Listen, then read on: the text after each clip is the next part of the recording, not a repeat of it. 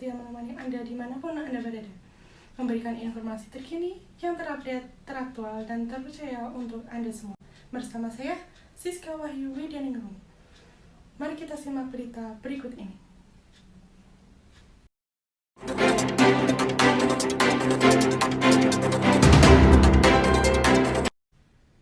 Selama 3 bulan semenjak diumumkan kasus pertama COVID-19, pada bulan Maret 2020 oleh Presiden Joko Widodo, pemerintah terus berupaya melakukan mitigatif dan penanganan seoptimal mungkin agar virus ini tidak menyebar dan memakan korban jiwa.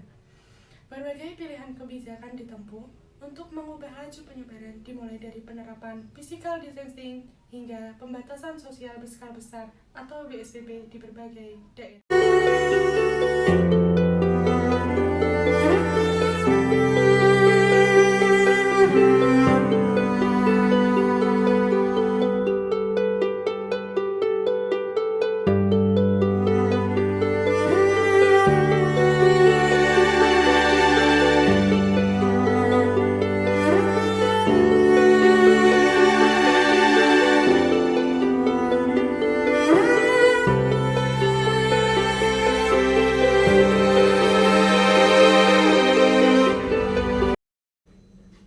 Terlepas dari berbagai opsi kebijakan yang ditempuh, pemerintah Indonesia seperti halnya pemerintah di negara lain belum bisa memprediksi secara akurat kapan pandemi ini akan segera berakhir. Salah satu harapan terbesar agar pandemi ini bisa segera ditanggulangi adalah penemuan vaksin yang sedang diupayakan oleh berbagai ilmuwan di dunia. Kini vaksin sudah masuk ke Indonesia.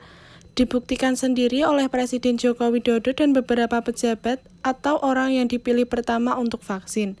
Namun, masih ada beberapa pihak yang menolak vaksin seperti Ripka Ciptaning yang menentang tegas. Berikut cuplikan video Ripka Ciptaning. Saya tetap tidak mau divaksin, maupun sampai yang 63 tahun bisa divaksin. Saya udah 63 nih. Mau semua usia boleh, tetap.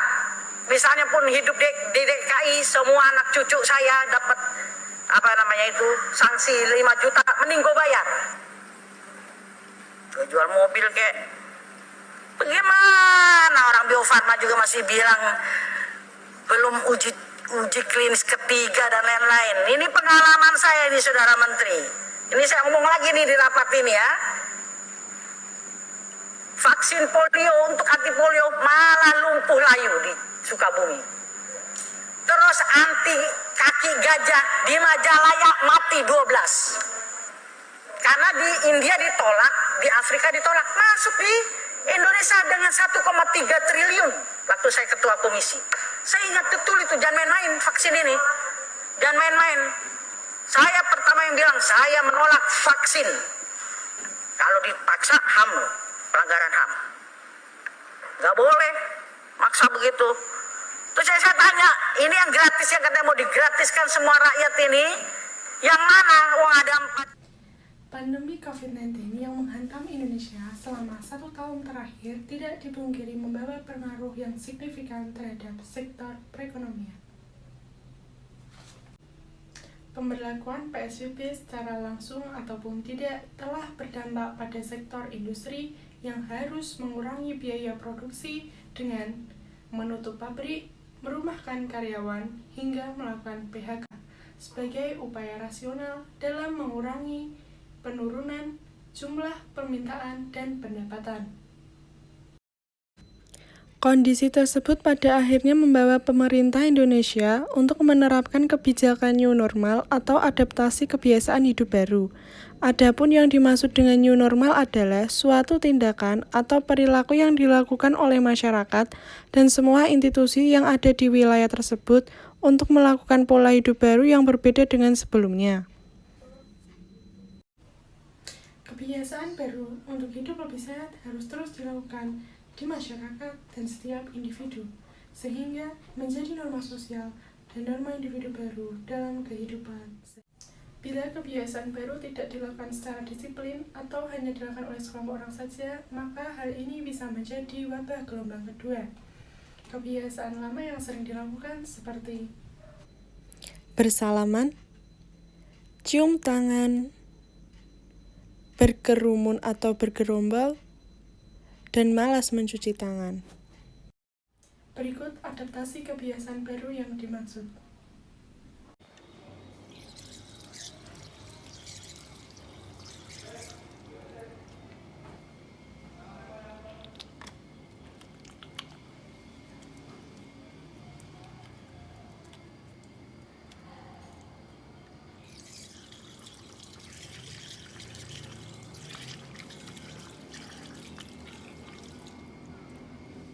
Pertama, sebelum memakai masker, cuci tangan menggunakan air mengalir dan sabun atau cairan antiseptik.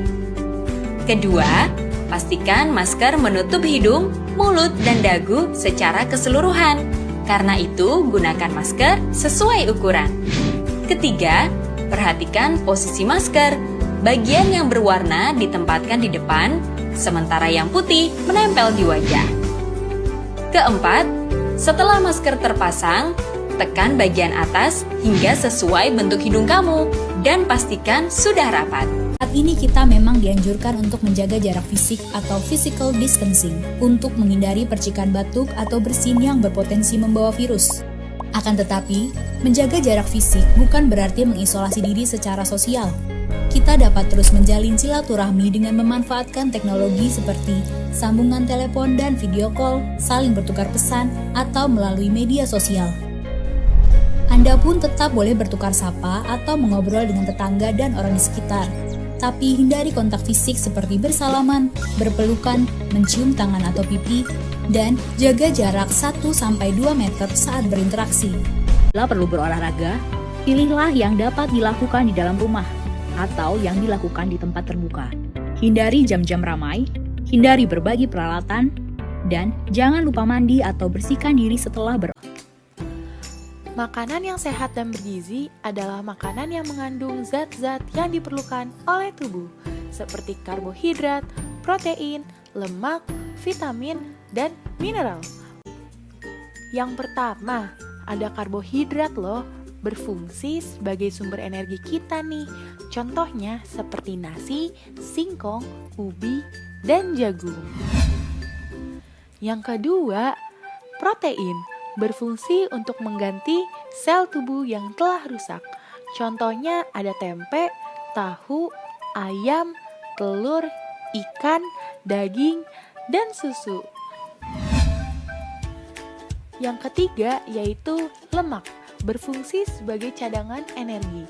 Contohnya telur, daging, dan minyak nabati. Yang keempat, vitamin, berfungsi sebagai pelindung tubuh. Terdapat 6 macam vitamin loh. Wah, banyak banget ya.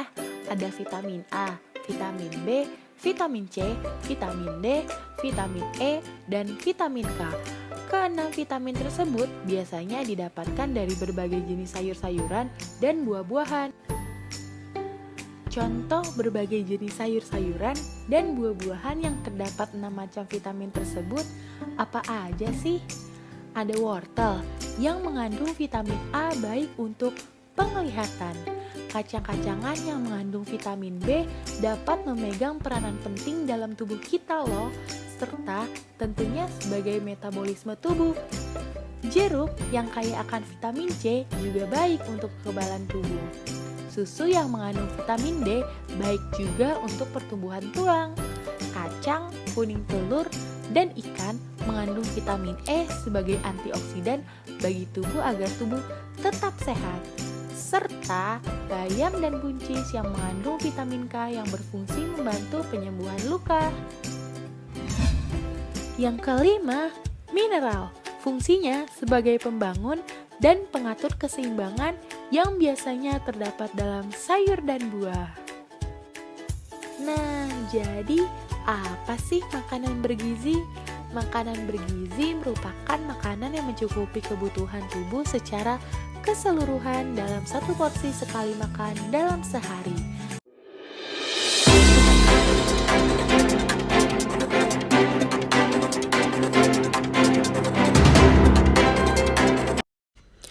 Kini dengan adanya kebijakan baru, beberapa tempat makan dan pasar atau swalayan tetap dibuka dengan syarat tetap menjalani protokol kesehatan, seperti menyediakan tempat untuk mencuci tangan dan pengecekan suhu tubuh sebelum memasuki tempat yang ingin dikunjungi.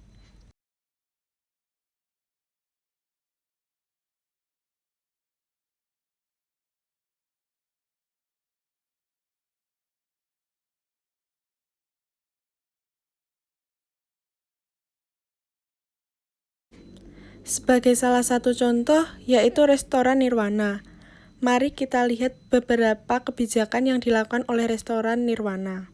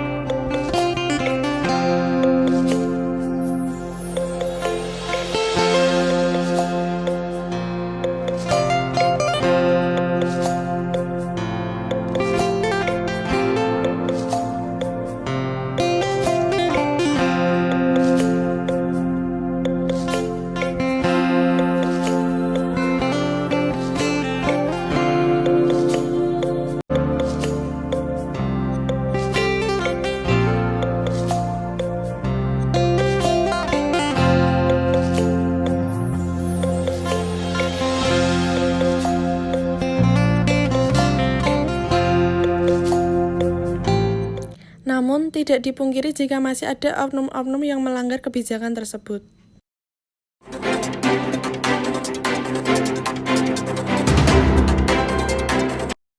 Baik, pemirsa, informasi tersebut sekaligus mengakhiri perjumpaan kita pagi hari ini. Saya Siska Wahyu Widaningrum, pamit undur diri dari hadapan Anda. Salam sehat dan tetap menjalani protokol kesehatan.